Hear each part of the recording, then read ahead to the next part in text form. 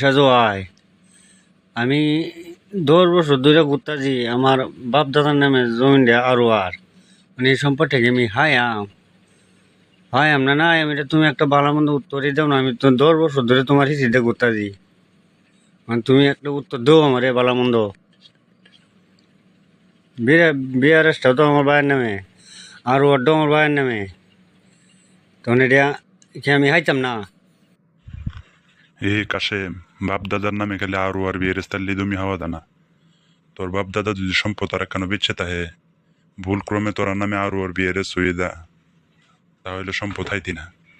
হুদায় মামলা হইয়া গিয়া উকিলরা টিয়া কাওয়াইবি, কোর্টের বাইরে দৈরা টিয়া ঘুরাইবি। সকল কাগজ আমার বাড়াত আনবি, আমি কাগজপাতি সব দেখবাম।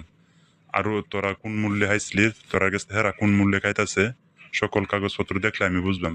পরে যদি বুঝি যে সম্পদটার কাগজপত্র ঠিক আছে, তুই মামলা করলে সম্পদটা পাইবি, তেই লেগে আমি মামলাটা করবাম। তেই লেগে তুই গিয়া সম্পদটা হওয়ার আশঙ্কা আছে। মানে আন্তাজি কালি আরো আর বিয়ের যদি মামলা হরণ যা, তাহলে হয়তো নাও খাইতারস, কারণ হলো সকল কাগজ দেখে লোন লাগবো। আর ওর বিয়ের ভুল ক্রমে হইতেই পারে, কিন্তু জমিনে যদি দলিল তাই হারা তো হেরা দলিল দিয়ে যদি মামলা করে, তাহলে আবার রেকর্ড ভাঙ্গে দেবো, রেকর্ড ভাঙ্গে জমি হারা রুই দেবো। আরে তোমার বাড়ির যে আমি ঘুরতাছি জিনিসটা হইলো 10 বছর ধরে তোমার হিসিতে ঘুরতাছি এরারে দরবার ডাই দরবারও আনা এরারে কাগজপত্র করলে কাগজপত্র দেয় না সঙ্গে বছর আমরা কাগজপত্র সব উঠিয়াছে আগুন লাগিয়া মানে এই দলিল নে আমি করতে বাইর করি তো হেরা দলিল দেয় না মানে বাপ দাদার নামে যদি বিয়ার হেসে আরো তাই তেরে তো জানি দে এই আমরা ইও মানে হেরা যদি দলিলটা দেয় তো আর আমি এটা আর দাবি করতে পারলাম না আর এই ধরলাম না মানে যে তোমার হিসেবে দেখ ঘুরি তুমি কিনো একটা আগ ঘুরি কিনো মারো না হেরার এগিয়ে নালে ফুট করো আমি না বিয়ার আর বিয়ার তোমার বাড়া টানলাম এটা দেখবা দেখে আর কইতে হেরার নামে দলিল যদি হেরা যদি কইরে দেয় তো তোমার দেয়াইব আর যদি না দেখা তো আমার উইব তুমি দিয়া। কাশেম, তুই আমার কথা বুঝিস। বাপ দাদার নামে তোর আরো আর বিয়ের আছে, এই সত্যি জমি হাইবি। আর তুই যে এটা লাগে আমার হিসেবে ঘুরতাছ, এই নেত্রকোনার এই কোর্ট, এই কাছারি, আইন আদালত সব দিকে আমার বাপের সম্পত্তি, এদিকে আমার কথাই চলে। এটি চলবো হলো কাগজের কথায়, কাগজ যেদিকে রাস্তা দিয়ে আইব, এই জমি সেই দিকে দেব। কাগজ দিয়ে হাইতাতি না, জমি হাইতি না। আর যারা হেরা দেও শক্ত অবস্থায় বই রয়েছে, নিশ্চয়ই হেরা তো কাগজপত্র আছে দিকে নিশ্চয়ই এইভাবে বই রয়েছে। তা আমি তোরা যেটা খুঁজি, তোর যে কাগজপাতি দিয়ে আছে সব দিয়ে আমার বারাত লই আইবি, আমি দেখে পরে যদি প্রয়োজন হয় তে এই দলিল তুলন লাগবো, তোর বাপ দাদার দলিল তুলন লাগবো। দলিল তুললে পরে এই দলিলও দেওয়ান লাগবো, পরে হেরারে ডাহন লাগবো, ডাকে দেওয়ান লাগবো হেরা তারা তো কি আছে দেখে এই বিষয়টা পরিষ্কার করিয়া যদি পরে হেরা কোনো কিছু না দেয় তারে, তাহলে তো দলিল দেয় এলাকার লোকজন লুয়ে মাতাব্বররা লুয়ে বইলে তাহলেই হইব।